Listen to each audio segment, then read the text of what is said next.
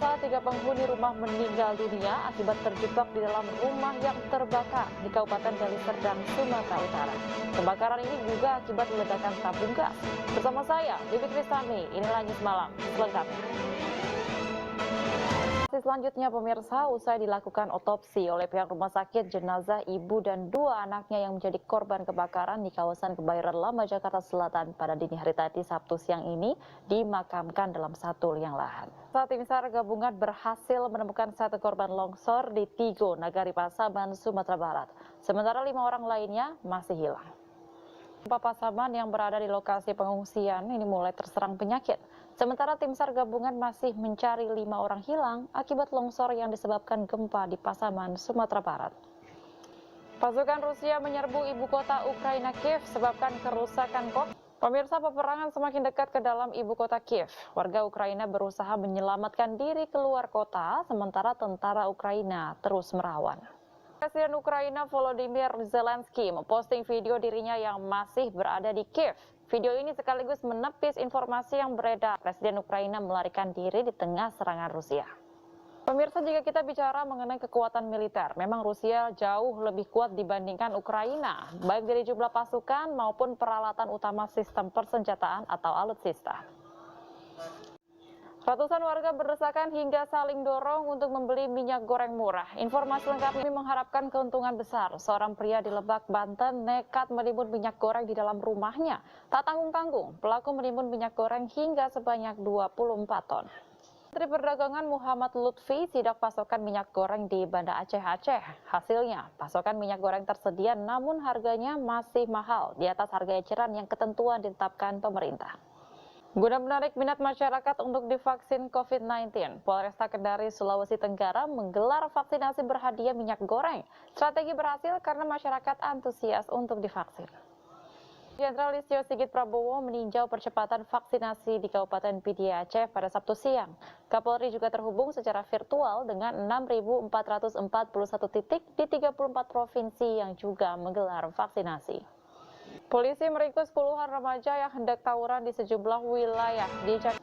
Ya pemirsa, informasi selanjutnya mencoba kabur dari kejaran polisi. Tersangka kasus narkoba menabrak sejumlah pengguna jalan di Kelapa Gading, Jakarta Utara. Salah satu korban luka berat dan dilarikan ke rumah sakit. Sebuah pesawat jenis Pilatus milik Smart Cakrawala Aviation tergelincir di lapangan Perintis Kampung Baya Biru, Kabupaten Pania, Papua. Diduga penyebab kecelakaan ini karena landasan basah sehingga membuat pesawat hilang kendali. Pemirsa, libur panjang akhir pekan ini Bandara Soekarno-Hatta Tangerang, Banten dipadati penumpang. Meski angka kasus COVID-19 ini masih tinggi, para penumpang tetap berpergian untuk wisata ataupun pulang kampung. Wisatawan masih memadati kawasan Puncak Bogor, Jawa Barat sebagai objek wisata pilihan di libur panjang. Warga antusias liburan meskipun Bogor dalam status PPKM level 3.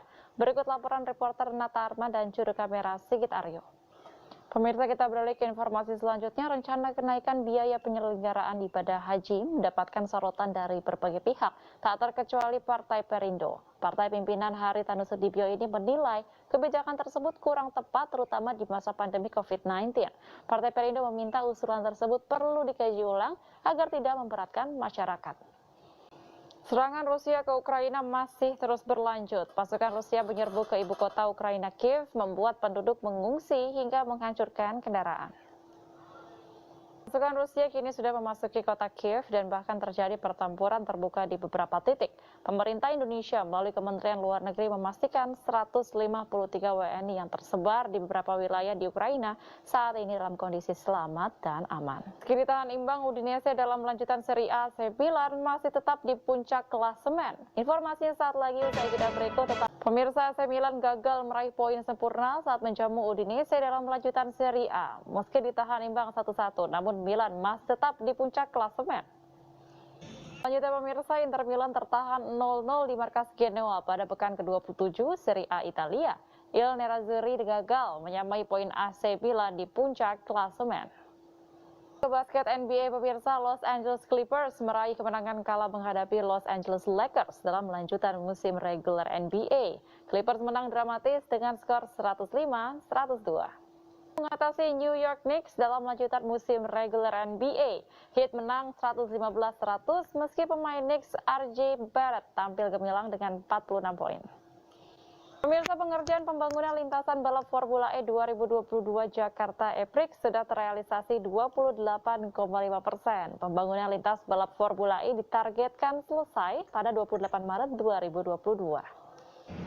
Pemirsa, informasi tadi sekaligus menutup News Malam pada malam hari ini. Kita percaya pandemi akan